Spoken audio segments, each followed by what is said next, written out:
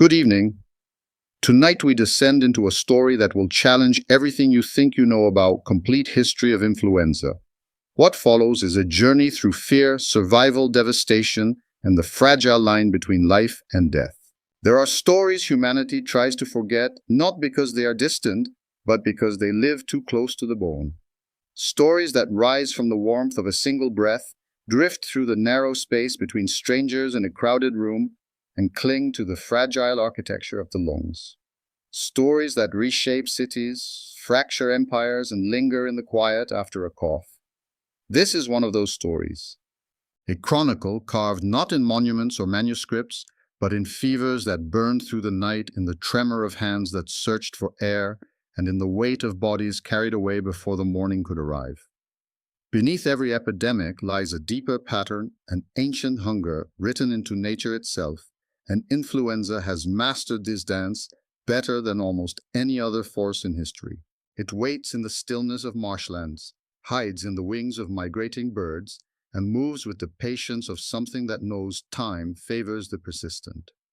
Long before the world recognized its name, it had already followed caravans, boarded ships, crossed frontiers, and studied the vulnerabilities of humankind. This is the tale of a shape-shifting adversary, one that thrives in our proximity, flourishes in our mistakes, and evolves in the silent spaces where our vigilance fades. The winter of 1918 did not arrive quietly. It settled over cities like a shroud, thick and unmoving, as if the season itself had chosen to withdraw warmth in anticipation of what was coming. Across the world, corridors meant for healing instead became narrow passageways of fear. The air inside them felt heavier, saturated with the heat of crowded lungs and the metallic sharpness of disinfectants that could not keep pace with the unseen tide pressing inward. Nurses worked until their hands blistered, moving through rows of beds where breathing had become a labor measured in seconds. Physicians stared at patients who seemed to slip away faster than their minds could comprehend their chests, heaving their skin, turning a shade between violet and ash. Each exhale carried the erosion of certainty. Outside, the streets were lined with wagons that did not wait for ceremony. Bodies were wrapped quickly, sometimes by strangers, sometimes by family members who had no words left to speak. The breath of the dead evaporated into the cold, while the living hesitated to stand too close, fearing that the air itself might betray them. In some cities, bells tolled so relentlessly they became part of the background, a rhythm of loss that blended with the crunch of boots against frozen ground. In others, the bells grew silent because there were no longer enough hands to ring them. There were no battle lines, no frontiers to defend, no enemy uniforms. The conflict unfolded cell by cell, breath by breath, in homes where curtains were drawn tight, and in barracks where soldiers who had survived artillery fire succumbed to a fever they never saw coming. Governments whispered behind closed doors, terrified not only of the death counts, but of the panic that might follow if their people learned how little control truly remained. Newspapers softened headlines omitting the sharpest truths to maintain an illusion of stability. Yet the silence did nothing to slow the spread. It only deepened the sense that something ancient and indifferent had risen from the depths of nature and turned its gaze toward humanity. Those who lived through the first wave believed they had witnessed the worst. They tucked their relief into quiet corners of their lives, trying to reclaim routines, trying to believe the danger had passed. But the virus did not retreat. It gathered strength, it shifted, twisted, and returned transformed. When the second wave arrived, it moved like a scythe, cutting through towns with a speed that defied logic and overwhelmed grief before it could even take shape. Entire families withered within days. Communities that had survived wars, droughts, and famine found themselves powerless against an invisible force that clung to the intimacy of human contact. In overcrowded camps, soldiers gasped for air as the membranes of their lungs flooded with a storm so violent it left their bodies blue and swollen. In small rural homes, parents watched their children collapse into fevered stupors, whispering prayers that felt too fragile to lift. Cities that prided themselves on progress were humbled by the simple mathematics of contagion, one breath becoming two, two becoming four, four becoming a tide that swallowed hospitals, neighborhoods, and any sense of order. There were moments when the world seemed to pause, as if time itself recognized the weight of what was unfolding. In those pauses, in the stillness between heartbeats, one question spread faster than the virus itself. It drifted through the wards, through the letters left unfinished, through the silent rooms where loved ones once slept. Where did this nightmare begin?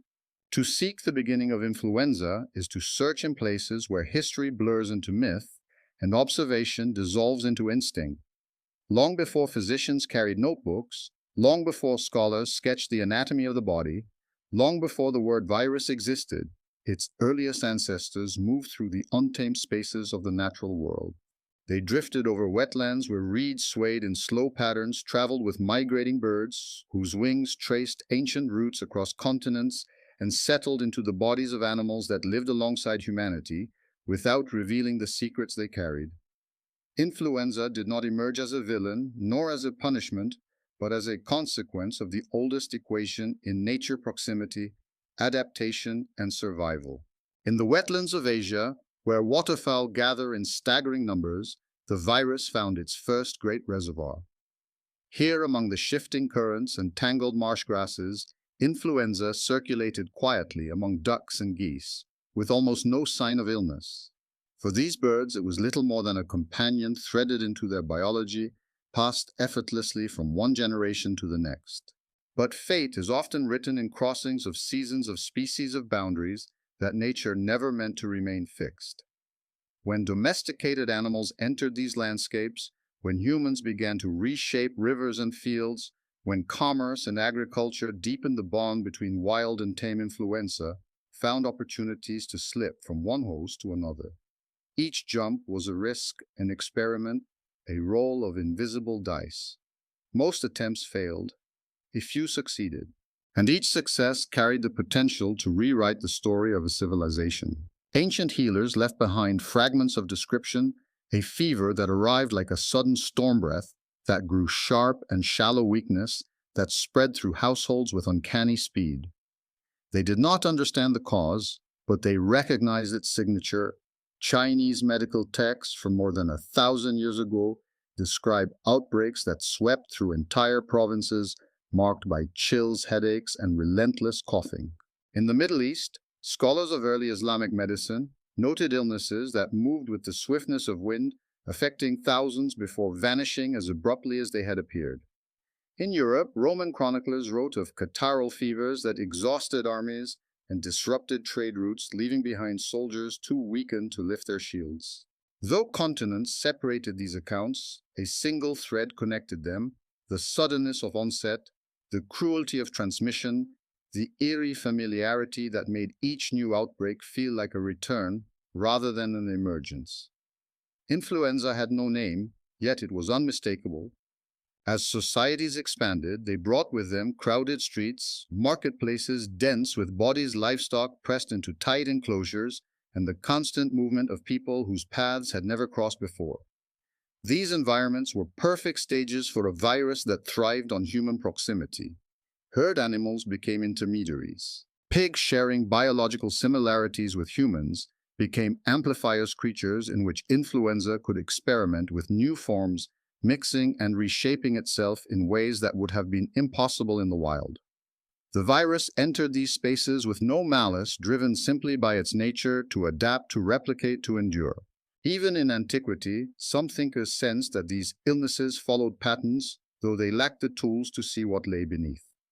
Hippocratic writings describe waves of sickness that arrived in rhythm with the seasons, suggesting invisible influences tied to the air itself. Medieval physicians often blamed the heavens' alignments of stars, the shifting moods of the atmosphere, disturbances in winds. They were not entirely wrong. They knew that the illness spread through breathing, that it favored cold months, that it passed between people with a terrifying ease. What they lacked was the science to understand that what moved through the air was not a mystical force, but particles of life too small to imagine. As global connections deepened, influenza followed trade routes that stretched from the Mediterranean to the Indian Ocean, from the Silk Road to the coastal cities of East Africa. Merchants unknowingly carried it from port to port, their ships becoming floating corridors of mingled breath. Armies brought it into the heart of battles, weakening troops before a single weapon was raised. Villages far from civilization centers felt its reach when travelers stopped to rest, leaving behind more than stories. By the medieval period, chroniclers began to recognize a recurring cycle. Every few years, a wave of sickness would appear, spreading with astonishing speed across entire kingdoms. Priests wrote of parishioners collapsing during Mass. Farmers spoke of fevers that felled their families overnight. Rulers received reports of provinces where half the population lay confined to bed.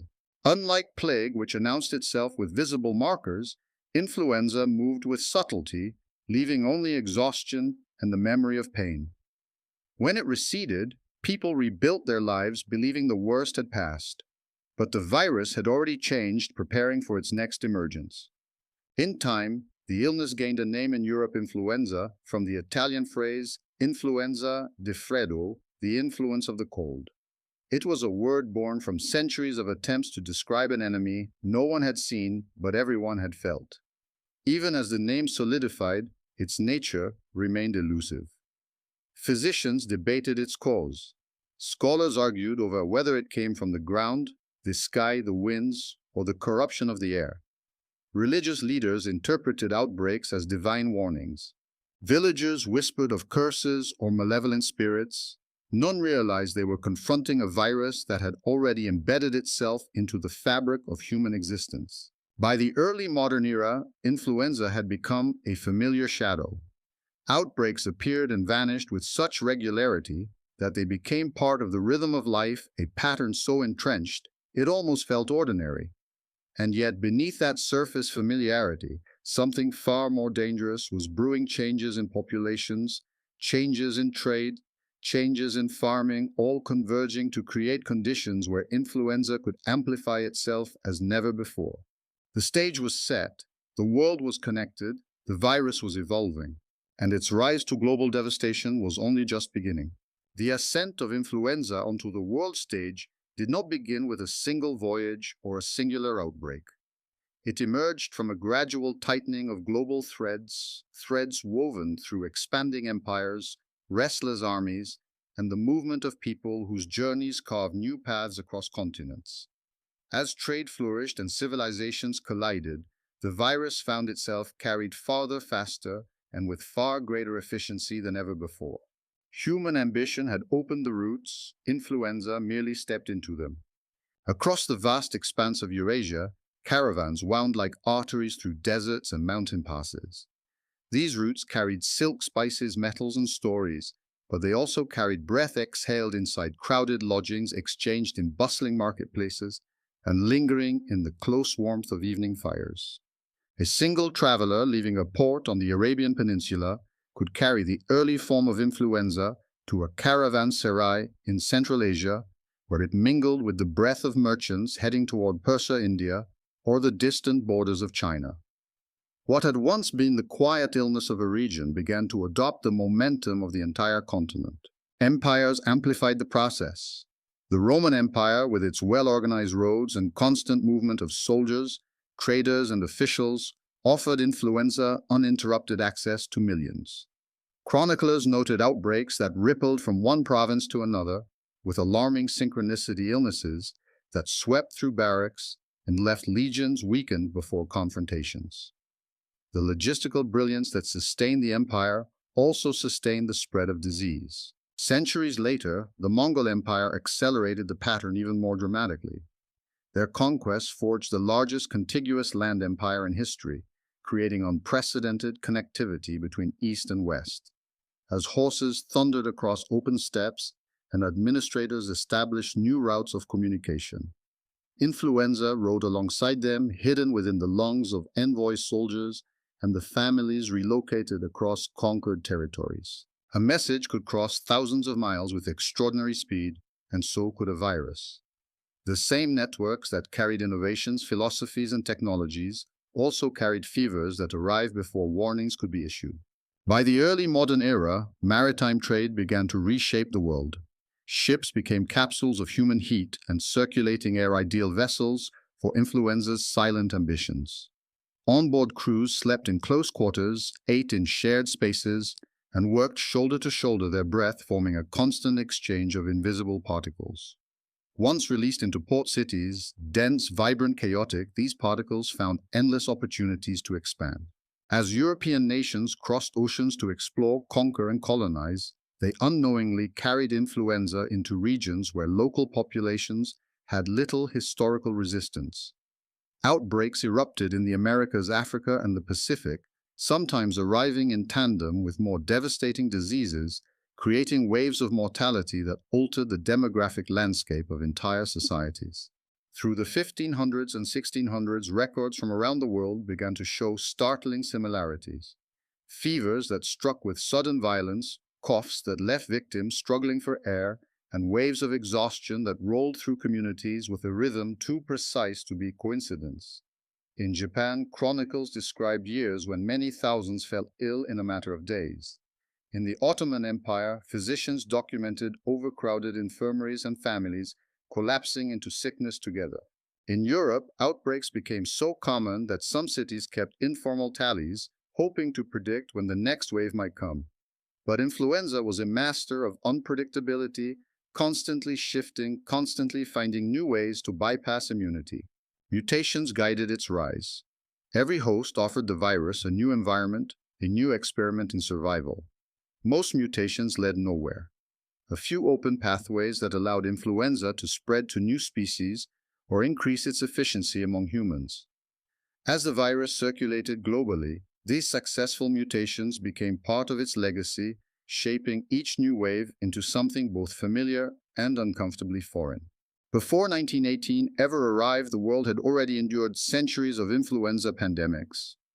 The outbreak of 1580 is often recognized as one of the earliest well-documented global pandemics, a surge that began in Asia, swept across North Africa, and consumed Europe with astonishing speed.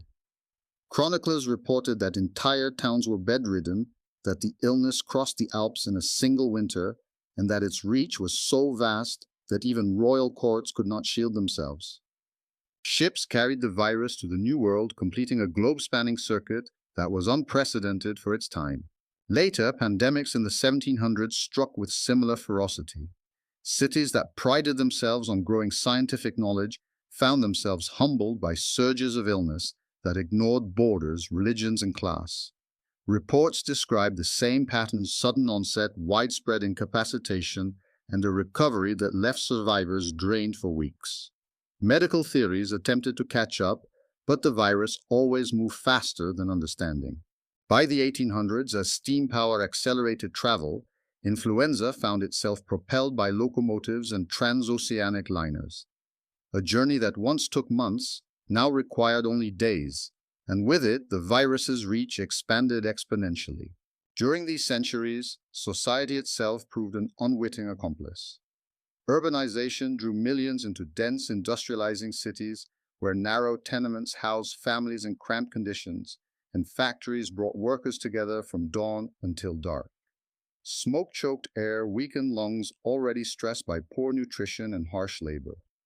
In such conditions, influenza did not merely spread, it thrived, weaving itself into the very fabric of urban life. Armies amplified this effect. During wars of the 18th and 19th centuries, outbreaks swept through encampments where sanitation was minimal and soldiers slept side by side. Illness often incapacitated entire regiments, altering the outcomes of military campaigns, not through strategy or firepower, but through biological vulnerability. Commanders learned to fear not just the enemy across the battlefield, but the invisible adversary circulating within their own ranks. By the dawn of the 20th century, influenza had become both expected and deeply underestimated. Outbreaks arrived with such regularity that the world grew numb to their presence. Fevers were dismissed as seasonal nuisances. Deaths were mourned but not scrutinized. Humanity believed it understood the illness, that it was a recurring visitor, dangerous but manageable. Yet beneath this false confidence, the virus was mutating, preparing in silence.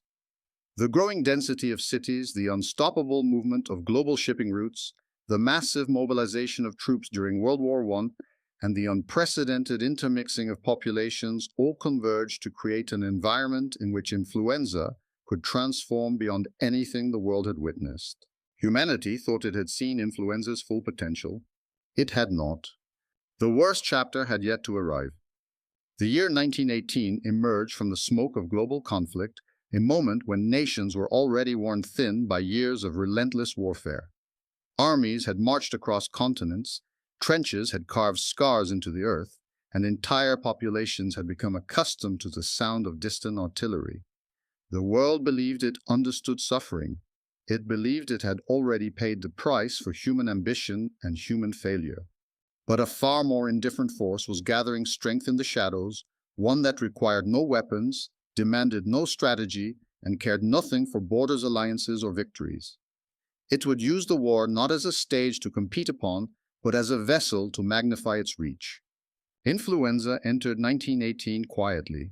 The first wave was abrupt, yet strangely muted, an illness that swept through soldiers' camps with the speed of an approaching storm, but left many recovering within days. Commanders shrugged, physicians sighed in relief, soldiers chalked it up to the routine miseries of military life. Some even joked that it was the only visitation that treated generals and privates with equal indifference. But beneath that superficial normality, the virus was reshaping itself, gathering the biological tools it would need to unleash something unprecedented. When the second wave struck in late summer and early autumn, it did so with a force that defied every expectation. This was not the mild visitor from spring. It was something new, something sharpened by mutation, something that moved through the human body with catastrophic precision. The virus no longer merely infected. It provoked storms within the immune system so violent that the body's own defenses shredded the delicate tissues of the lungs. Victims did not simply cough, they drowned from within their lungs, filling with a thick, bloody froth that stole breath in minutes. Healthy young adults, the very demographic usually resilient against infectious disease, fell by the thousands. The strength of their immune systems, once their greatest advantage, now became their downfall. Entire villages were emptied in days. Some remote communities in Alaska and the Pacific experienced devastation so complete that survivors struggled to bury the dead before collapsing themselves. In the United States, cities like Philadelphia and Boston saw hospitals overflow within hours. Wards designed for dozens attempted to care for hundreds. Bodies lay on floors and hallways and on porches when morgues reached capacity. In some neighborhoods, the only sound at night was the slow creak of wagons carrying away those who had stopped breathing. Governments found themselves paralyzed, caught between the need to maintain wartime morale and the reality that an invisible catastrophe was unfolding. Many chose silence. Newspapers were instructed to downplay the severity, publishing cautiously worded reports that failed to match the terror witnessed in homes, barracks, and hospital corridors. But silence could not mask the truth for long. As death tolls climbed, the public grew desperate for answers, filling the void with rumors, superstition, and fear. Some blamed foreign enemies, accusing them of releasing poisonous gases or biological agents. Others blamed immigrants, travelers, or entire ethnic groups searching for scapegoats in a crisis that offered none. Superstition flourished. Families hung garlic in doorways or burned herbs in their homes. Some communities rang church bells in the belief that vibrations could disperse the illness. Others turned to prayer circles or folk remedies that offered comfort but little protection. Even trained physicians were left grasping at incomplete knowledge. With no vaccines, no antiviral drugs, and no understanding of the virus itself, they relied on desperate measures, isolation masks of gauze that provided little defense, and experimental treatments that ranged from mildly ineffective to dangerously misguided. In Europe, the war amplified the devastation. Soldiers packed into troop transports, sick and healthy, side by side, carried the virus from front lines to home cities and back again. Military hospitals, already strained by battlefield injuries, became overwhelmed as influenza ignited rapid, unrelenting surges of cases. Commanders watched as regiments lost half their men, not to bullets, but to fever. Entire offensives were altered or abandoned because the virus had wrung armies dry of their strength. In India, the pandemic carved a path of suffering so vast that funeral pyres burned without pause. Millions fell ill across the subcontinent, many weakened by famine, poverty, and colonial policies that had already stretched survival to its limit. Rural communities were struck with such force that entire families perished before help could arrive. In some regions, bodies floated down rivers that had once sustained life, silent reminders of a crisis that outpaced the capacity to mourn. Africa felt the blow with equal severity. Colonial labor routes, trade networks, and military campaigns created perfect conditions for transmission. Communities that had endured decades of exploitation and displacement now faced a threat that moved faster than any rescue effort. In some areas, mortality reached staggering proportions, leaving behind villages where the elderly and the very young were the only survivors. The virus showed no preference. It stole children from cradles, elders from their beds, and soldiers from their ranks. It rendered world leaders helpless. It infiltrated palaces and mud huts alike. In its presence, humanity was stripped of illusions of control. By the time the third wave arrived in 1919, the world had changed. The virus was weaker, less aggressive, yet still capable of claiming lives. But the psychological toll was immense. The war had ended, but there was little celebration. Too many were missing. Too many fell ill during the winter months. Too many communities were scarred by memories that would echo through generations. Families rebuilt themselves around absences. Children grew up with stories of a winter when the sun seemed to dim. Entire nations emerged quieter, older, uncertain. When the pandemic finally withdrew, it did not leave closure in its wake. It left questions that lingered like shadows across continents. Why had the virus turned so deadly? How had it moved so swiftly? And most haunting of all, could it happen again? Scientists of the era lacked the tools to answer these questions. They could only record what they witnessed, a death toll so vast that modern estimates range from 50 to 100 million lives lost. More than the First World War. More than most plagues in recorded history. The 1918 pandemic reshaped demographics, economies, and the collective psyche of humanity. The world stepped cautiously into the 1920s, eager to leave the horror behind. Streets filled once more, markets reopened, schools welcomed children. But beneath this veneer of normalcy, influenza lingered, less visible, less deadly, but never gone. It had demonstrated what it was capable of. It had shown that it could rise without warning, transform without hesitation, and reveal the vulnerability at the heart of human civilization. Its terror had not ended. It had only entered a quieter phase, waiting for the next shift, the next mutation, the next opportunity. To understand influenza is to step into a realm that lies beneath sight, beneath touch, beneath the limits of ordinary perception. It is a world of microscopic forces where existence is measured not in breaths or heartbeats, but in the silent collisions between molecules. Influenza does not roar march or announce itself. It begins as a whisper, an imperceptible particle drifting through the air, carried on the warmth of an exhale, searching for a new host. The virus itself is deceptively simple, a fragile sphere of protein and genetic code. It carries no consciousness, no desire, no strategy. Yet its structure is a masterpiece of evolutionary efficiency.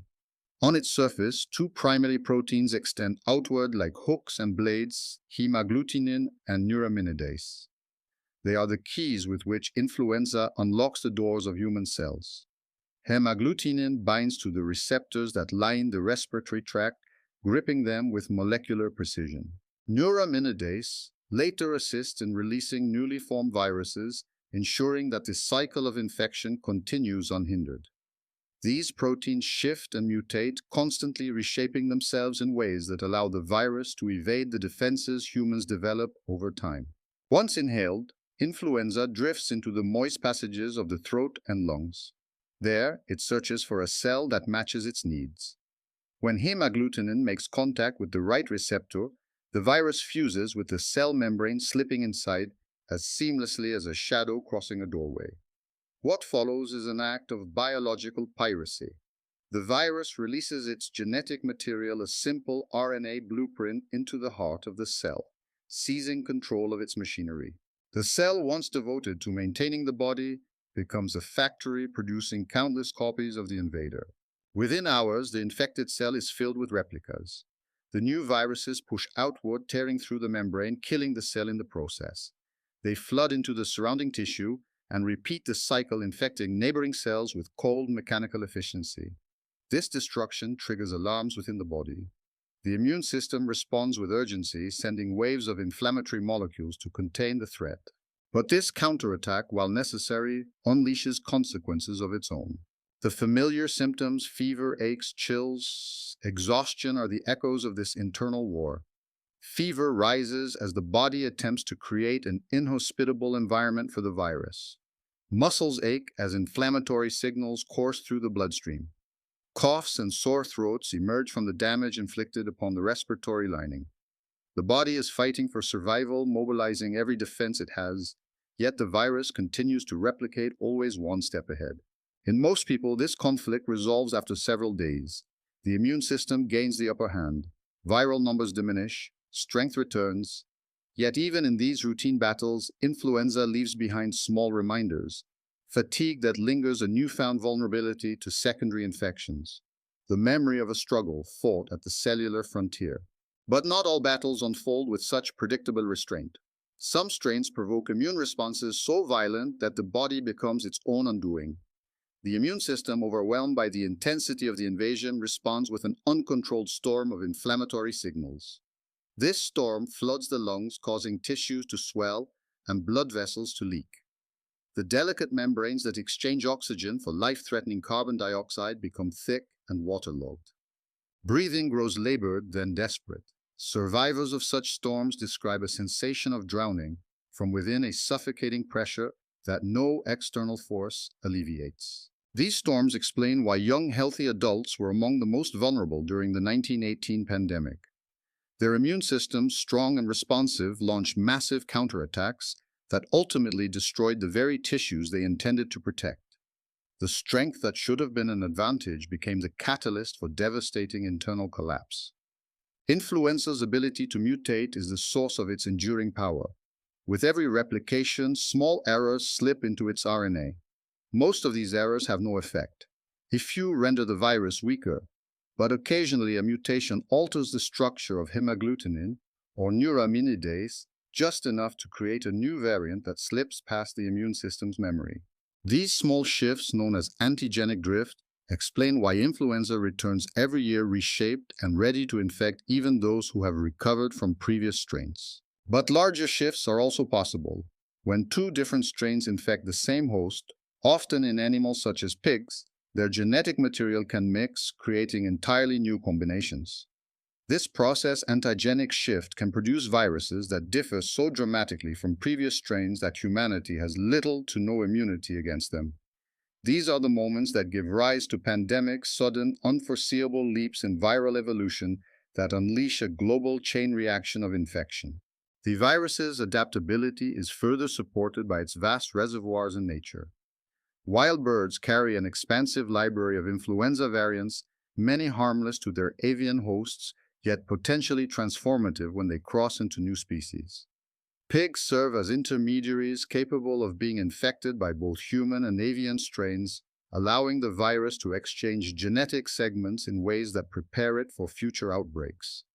Influenza never stops experimenting, never stops adjusting. Every host is a new trial, every replication is a chance for change. Despite its simplicity, influenza is far from primitive. It is a master of survival, a force that does not need intelligence because its evolution has refined its design over countless generations. It thrives on movement, on crowds, on the shifts of seasons, on the vulnerabilities woven into human biology. Understanding influenza means recognizing the paradox at its center. It is both fragile and formidable. A virus that can be destroyed by soap and yet capable of bringing nations to their knees. A particle so small it defies imagination, yet so influential that it has altered the course of history. Even today, with all that science has uncovered, influenza remains unpredictable. It continues to adapt, to circulate, to wait. Each season brings new variants. Each year carries reminders of what it has done and warnings of what it may yet do. Behind every cough, behind every fever that sweeps through a community, lies a story billions of years in the making, a dance of mutation and survival that shows no signs of ending. For influenza, change is not an exception. It is the rule. In the decades that followed the 1918 catastrophe, humanity attempted to reclaim a sense of order. People rebuilt cities, restarted industries, repopulated neighborhoods, and tried to bury the memory of a terror that had arrived without warning. But influenza did not retreat into history. It remained a constant presence, reshaped, but never diminished, drifting through the seasons, and waiting for circumstances that would again tilt the balance in its favor. The world, despite its efforts to forget, was entering a century in which influenza would continue to test the limits of science, public trust, and political will. In the aftermath of 1918, medical communities struggled to understand what had happened. Lacking the tools to visualize viruses, early researchers examined tissues, recorded symptoms, and compared patterns, hoping to uncover the mechanisms behind the pandemic's brutality. Many believed bacteria were responsible. Others suspected environmental factors. True clarity would not emerge until the 1930s, when scientists finally isolated the influenza virus for the first time. This revelation ushered in a new era, one in which humanity could begin to confront the pathogen on scientific terms rather than myth or speculation. Yet even with this monumental discovery, the challenges ahead remained immense. Influenza's protean nature made it difficult to pin down. Vaccines developed for one strain often provided limited protection the following year. Public health systems struggled to persuade populations to adopt preventive measures, especially after decades of normal seasonal outbreaks that seemed mild in comparison to historical pandemics. The tension between scientific progress and public perception became a recurring theme, complicating efforts to control the virus. As the world moved into mid-century, influenza found opportunity in the shifting dynamics of a planet still scarred by conflict. The first major pandemic after 1918 arrived in 1957, known as the Asian flu. It emerged from a genetic shift involving avian and human strains, creating a new variant with the capacity to bypass immunity in millions. The outbreak spread rapidly through an increasingly interconnected world. Commercial air travel, once a luxury, now carried passengers between continents in hours, collapsing the distance that once impeded rapid viral transmission. Cities from Bangkok to London found themselves confronting waves of illness that filled hospital wards and disrupted economies. Although the death toll was far lower than in 1918, it was a stark reminder that influenza had lost none of its potential. The 1968 Hong Kong flu followed just over a decade later, born once again from a viral shift involving avian components. This time, global surveillance was slightly better. Vaccines were developed and distributed more rapidly. Yet the pandemic still claimed 1 million lives worldwide. Some regions weathered the storm with limited disruption, while others faced waves of sickness that overwhelmed fragile health systems. Each outbreak exposed weaknesses, supply shortages, communication breakdowns, and the persistent underestimation of a virus that had shaped human history for centuries. These pandemics raised crucial questions about preparedness.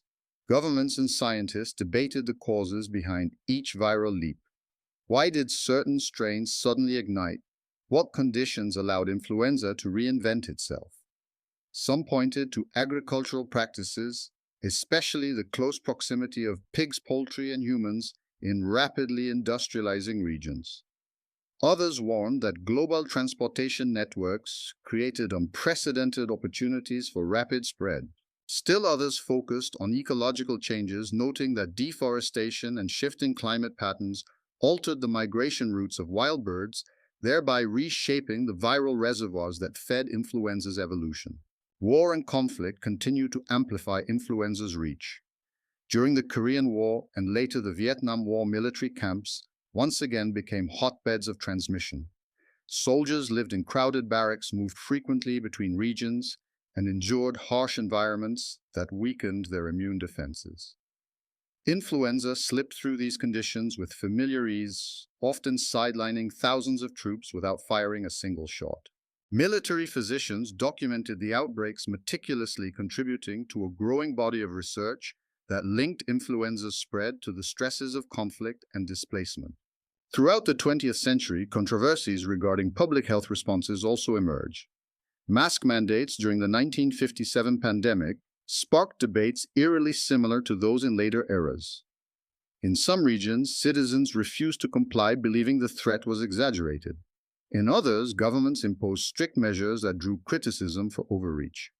The tension between civic duty and personal autonomy played out repeatedly, revealing deep societal fractures that influenza exploited time and again. By the early 2000s, advancements in virology and epidemiology allowed scientists to analyze influenza's genome with unprecedented precision. Researchers identified clues within its RNA that revealed how and when shifts had occurred. They traced pathways through animal reservoirs, monitored new strains emerging in live poultry markets, and built early warning systems capable of detecting unusual patterns. It was progress, significant, hard-won progress.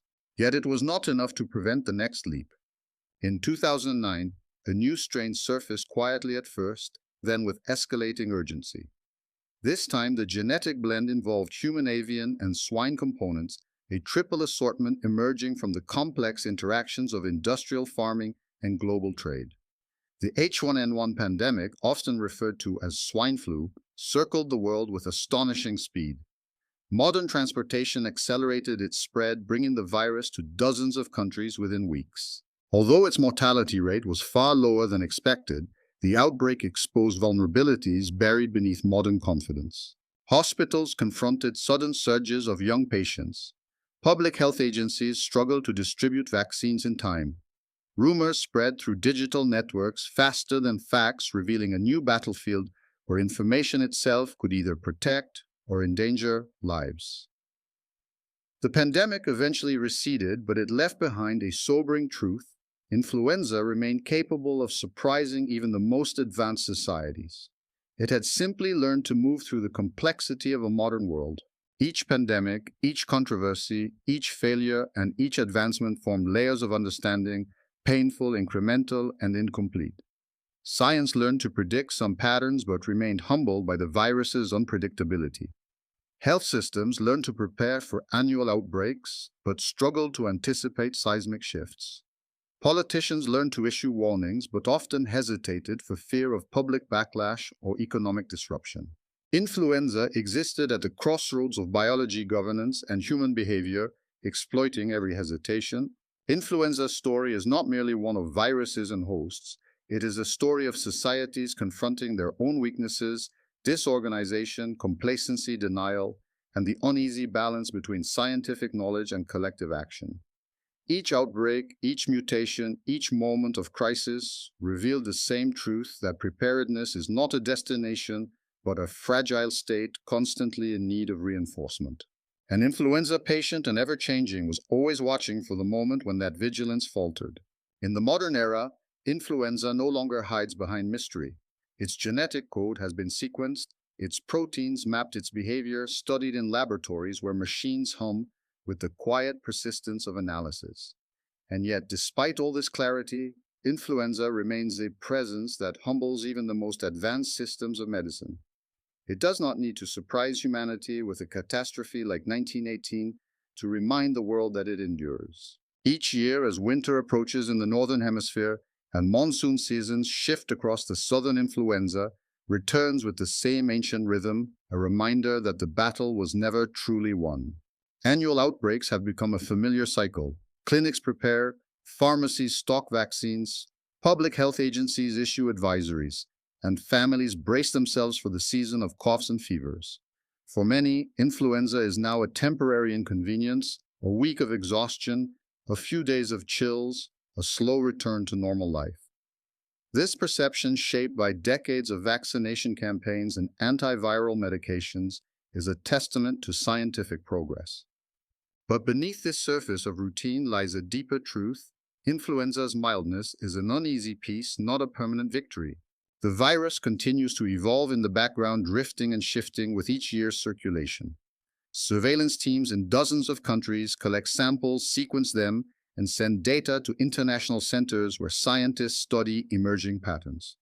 They look for mutations that might render vaccines less effective, for unusual combinations that hint at potential shifts for early signs of strains that may cross from animals into humans.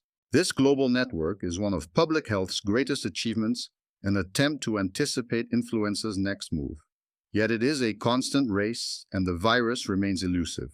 Vaccine science has become the cornerstone of modern influenza control.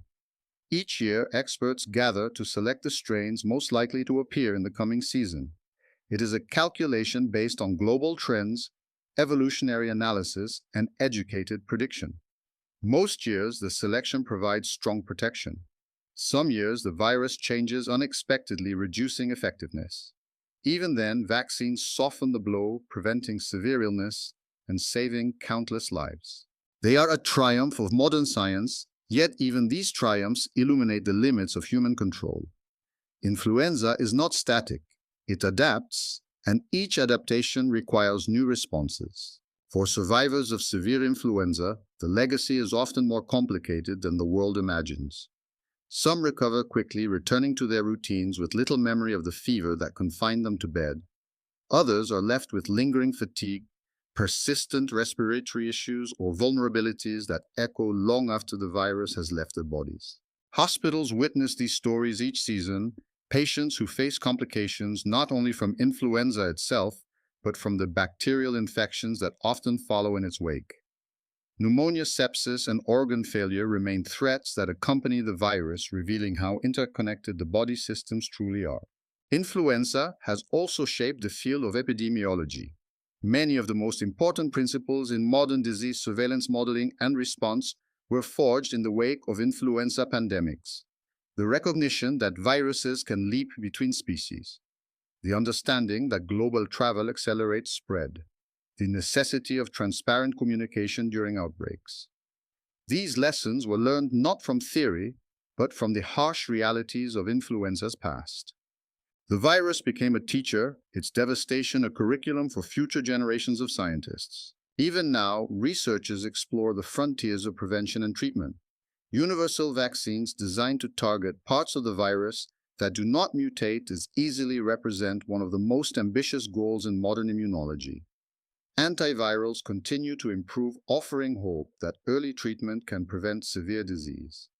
Genetic sequencing technologies provide real-time insights into viral evolution, and artificial intelligence now assists in predicting potential shifts before they emerge. These tools would have been unimaginable to earlier generations, yet even with them the threat persists. Because influenza is not confined to humans, it circulates ceaselessly among birds, pigs, horses, and other animals, mutating with every step. On farms and in live animal markets, viruses mix and recombine. In the wetlands and migration routes of the world, wild birds carry countless variants in their bodies, shedding them into environments where new hosts await.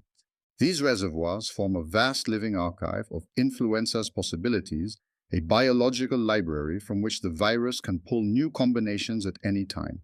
In recent years, outbreaks among poultry have raised alarms. Highly pathogenic strains have swept through farms, prompting massive culling operations to prevent further spread. Occasionally, these strains cross into human populations, sparking fears of another global crisis. Each time, the world watches carefully, studying patterns, monitoring cases, and preparing for the possibility that the next pandemic could emerge from such a spillover. These moments are reminders that influenza's story is not historical, it is ongoing.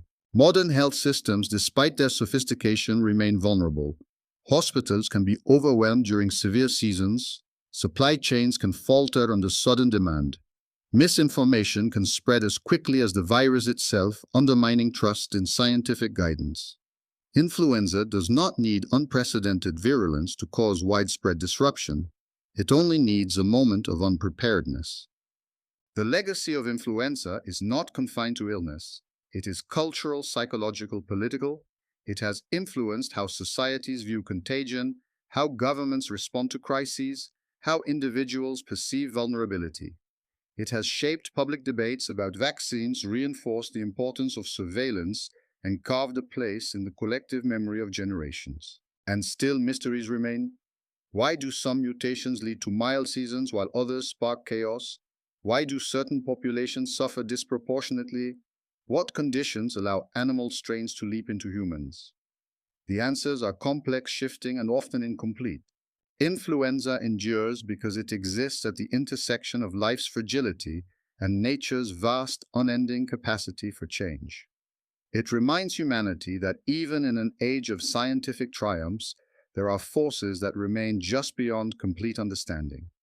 A virus that weighs less than a fraction of a grain of dust continues to influence global systems, challenge medical science, and test the resilience of societies. Influenza is both a relic of ancient evolution and a blueprint for future dangers. Its legacy is not finished. It is only waiting for its next chapter. In the long arc of human history, influenza stands as a reminder that life is balanced on the thinnest of edges. Civilizations rise through ingenuity, ambition, and collective strength. Yet they remain vulnerable to forces that move invisibly through the air, forces that do not negotiate, do not reason, do not seek victory or conquest. Influenza is not an enemy forged in malice. It is a reflection of the delicate architecture of existence, an ancient companion shaped by the same evolutionary pressures that formed every living thing. It does not intend to kill, yet its presence reveals how precarious human survival truly is. Every breath taken by humanity is an exchange with a world that is constantly shifting. Within that exchange lies a truth that societies often forget. Fragility is not an exception but a fundamental feature of life. Influenza exposes that fragility with a clarity that is difficult to ignore. It reminds us how quickly certainty can dissolve, how rapidly order can crumble, how silently danger can arrive. A single mutation, a moment of contact, a crowded room, these are enough to alter the course of families, cities, nations. In every epidemic, patterns emerge that reflect more than the behavior of a virus. They reveal the cracks in the structures humanity builds to protect itself, the hesitation of governments to speak the truth, the reluctance of societies to heed warnings, the fragility of medical systems strained to their limits, the weight of grief carried by individuals who watch loved ones grow cold. Influenza does not create these vulnerabilities. It simply illuminates them. And yet beneath the shadow it casts another truth becomes visible, a truth about resilience. Throughout history, humanity has endured not because it is invincible, but because it persists. Each outbreak sparks new knowledge. Each pandemic inspires innovations that strengthen the world's defenses. Each loss sharpens the determination of those who remain. The story of influenza is not only a chronicle of devastation, it is also a record of perseverance, of communities pulling together, of science, advancing through the quiet labor of researchers who dedicate their lives to understanding an adversary that never rests. But resilience does not erase vulnerability. It coexists with it. As long as influenza endures in birds, pigs, and countless other creatures, as long as global movement continues to collapse the distances between continents, as long as mutations remain unpredictable, the threat persists. The next shift may occur tomorrow or decades from now. It may be mild or catastrophic, and no amount of certainty can fully prepare humanity for the moment when the virus rearranges its genetic code in a way that the world has not yet seen. Influenza's story is not a closed book. It is a cycle, a breath, a rhythm as old as migration, as constant as the changing of seasons. It is woven into the fabric of life on Earth, a reminder that humans share the planet with forces that operate beyond intention or morality. To live in this world is to accept that coexistence with such forces is unavoidable.